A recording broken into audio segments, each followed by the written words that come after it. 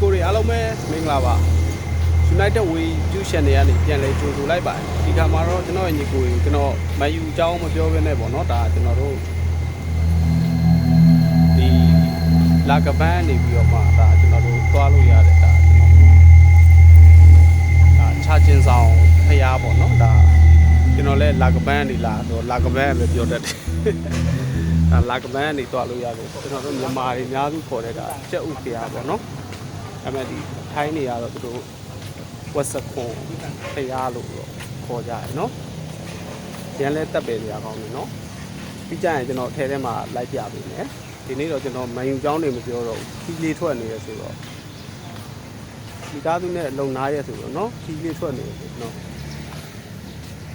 သူရင်းနေလဲရန်လှရနော်ဖျားရန်တက်ပယ်နော်ဖျားအပေါ်ကဖျားကြီးကတော့ပြင်နေတယ်နော်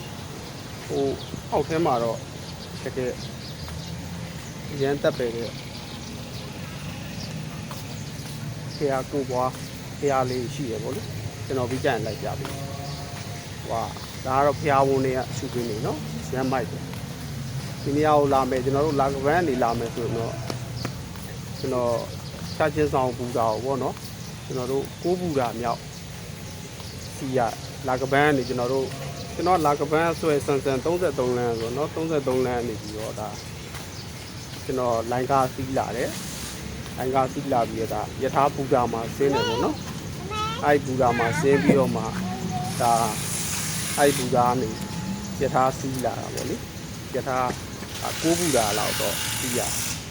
အဲ့ကိုးပူတာစီးပြီးတော့ပေါ့နော်ဒါကျွန်တော်အဲ့ယထာဘယ်ကိုစီးရလဲဆိုတော့ဒါ